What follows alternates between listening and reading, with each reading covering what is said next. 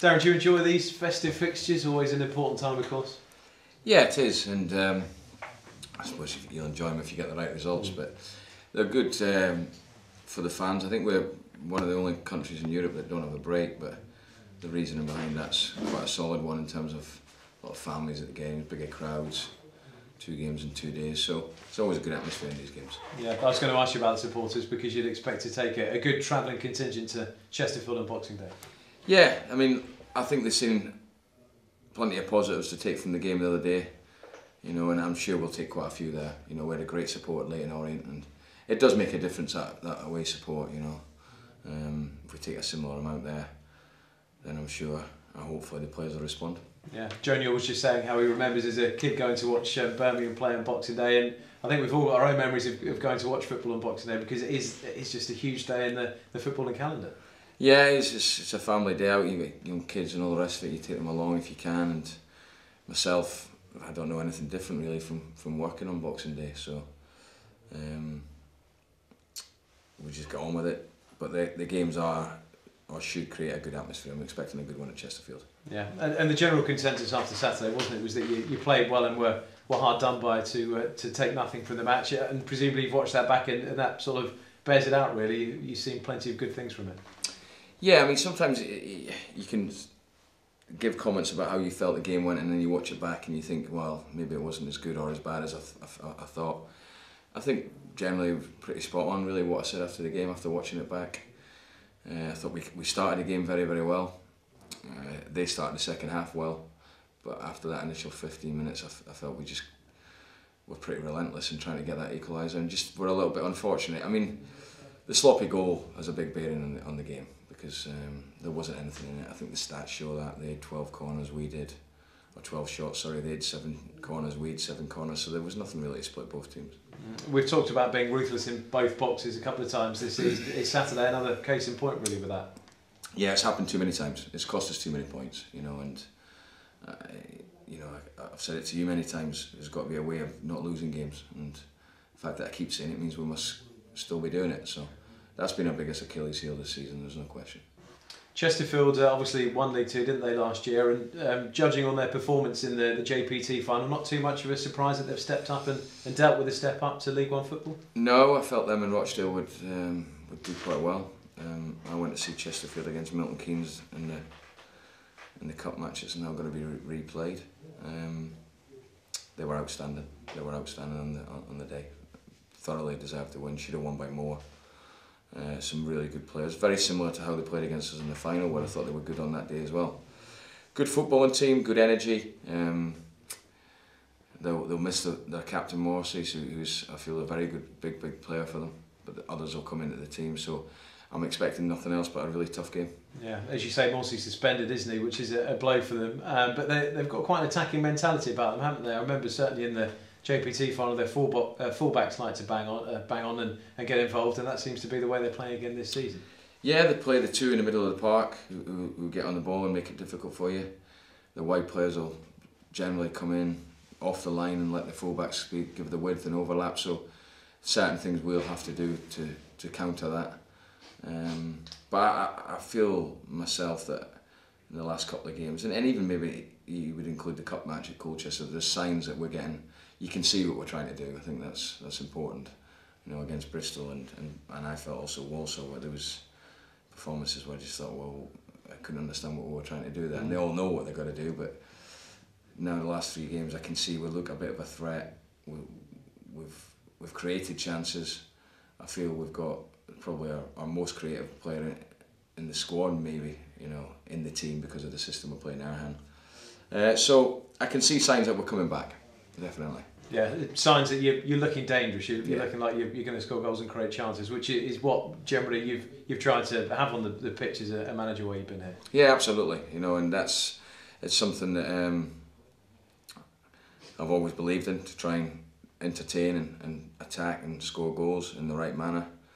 I think Chesterfield are the same. Paul Cook, the manager, I know, you do generally, a manager probably goes off what his own playing style was, and Paul was a very good footballer, so he's got a good footballing team. So I think it'll be a good footballing game on Boxing Day, and hopefully we we come out the victors. Yeah, it helps when you're stepping up in class if one of your strikers really hits the ground running, which Doyle has done big time this season, hasn't he? 19 goals. I know he's nursing a hamstring injury actually, and although he was on the bench on Saturday for them, I don't think could feature. But still, good to have a player like that who can step up and get you goals.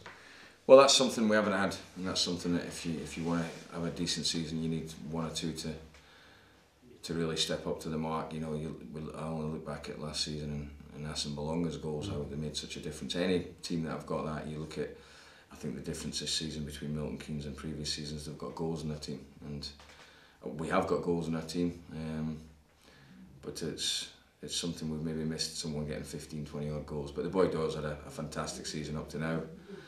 I'm sure they'll be a bit interested in him in the next month. Yeah, I think there's some resilience about their team. So I think they only have 4 subs on the bench on Saturday because of their injuries, but they ground out a win at Gillingham. So obviously a bit of character in there. No, they're a good team. I like a lot about them. I think they've got a good togetherness, good team spirit. As I've said, they're a good footballing team with good energies. So it'll be a tough game. What's the schedule for the players over the next few days, Darren? Do they get Christmas Day off and get a chance to have it with their family, or is it a case of business as usual? No, it's a case of we'll train 3 days. We'll train today, tomorrow, Wednesday. I'll give them Christmas Day off, and obviously we'll, meet up before the game on Boxing Day and travel down. But everyone does it differently. I would imagine some will be in, some won't be. Physically, we don't do much the day before a game. My prep's always done 2 days before, and we don't very, very light. And I think I feel it's important to spend the day with their families. I do. I don't think that one day makes a difference. Yeah, and I suppose the message will be pretty simple. They know what it's all about, don't they? Enjoy yourself, but don't overindulge. Make sure you're ready for Boxing Day. Yeah, listen, common sense. Don't eat too much. Obviously, there won't be any alcohol involved, so just be sensible, really.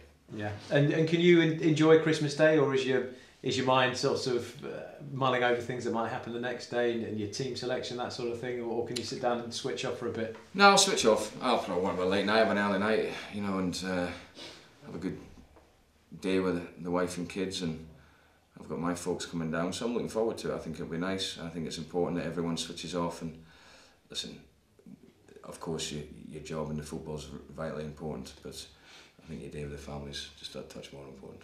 In fairness, when you've got young kids, they're not too bothered about your work, are they? They're waking you up in the morning anyway and wanting to open their presents. They'll be up early, but that's part and parcel of it, as you know. Yeah. Will you talk a bit football with the old man then on Christmas Day, or is that off limits ahead of a busy time for you? Yeah, it'll just be a normal day. I'm sure football will come into it, but no, I'm just looking forward to it. Nice relaxing day with the family, and like I say, once you get the dinner out of the way and get an early night, and obviously you're back to work and concentrate on that. But all the stuff we need to do for the game, all the prep, all the tactical stuff the players need going into the game will be done on Wednesday anyway. I was asking Joe Newell whether he thinks that perhaps in the media and supporters over-egg the importance of the Christmas fixtures. But then again, if you get a good Christmas period, it can give you a big lift, can't it, going into the new year? And likewise, if you have a few bad results, it can be tough to shake that off. So I guess there is an important element to it. Yeah, well, for ourselves, obviously we've not been on a good run, so your 2 games in 2 days, if you get maximum points, it will put a different look on it, and you'll be going into the new year really bouncing and enthusiastic and optimistic, for the remainder of games. So it's a vitally important couple of days for us, it really is. It's too early, I'd imagine, to know more about Marcus Maddison at this point, is it? Well, he's done a bit today.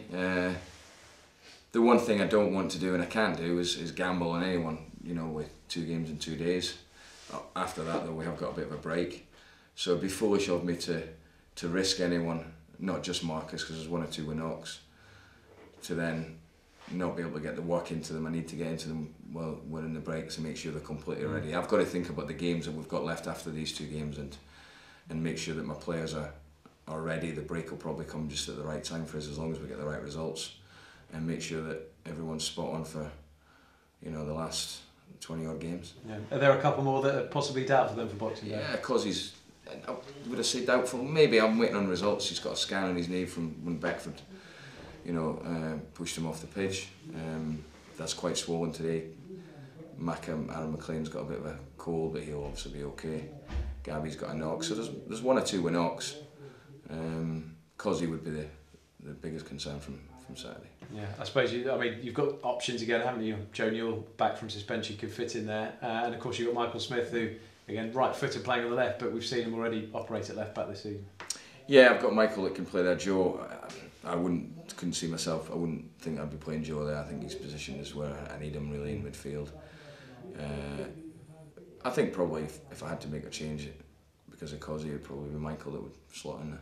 Yeah, frustrating in a way not to have a home game really on Boxing Day, because you want to get a massive crowd in. It's been a while actually since we have had a home game on Boxing Day, but the 28th is important, isn't it? Obviously to get some points on the board, but also to get a big crowd in and show what you can do. Yeah, I thought the crowd were good against Preston. We nearly got 7,000. I don't think they brought that many, so they were with us all the way. I have seen slight moments of frustration, but I generally felt on Saturday we really, we were all together, and we need that. They realise, they're not silly. They realise that the results haven't been great, but I think they're seeing more energy in the performances. They're seeing the players having a right go, and I think sometimes that's half the battle. If fans can see that, they will respond to it. I know the focus is solely on Chesterfield at the moment, but just a word on Doncaster if we can. I mean, their away form is far better than their home form. They travel really well.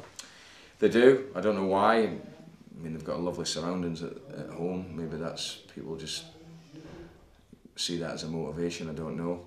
Away from home, they've got a really good record. They beat Swindon on Saturday, so it'll be a tough game. But the 2 days and the 2 games are really, really big ones for us. And you're right about the fixture list has been really poor to us. Rochdale away first game, Oldham away last game. If it hadn't been for the cup, it would have been Bristol City away in the third. It's not a kind fixture list, but you've got to get on with it. Yeah, got to get on with it, and as we say, get a couple of good results, and it's a good springboard.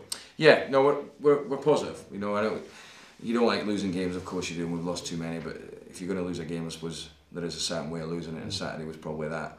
So we're going into the Christmas period positive. We know what the 2 games and results, more importantly, can do for the season. They can definitely give us a lift. They would probably put us in the playoff position. And then it becomes, you look at it in a totally different way. Yeah, you've had a horrendous run, but actually you're still in the playoffs, which suggests that would give you a big chance, I think, of staying in there.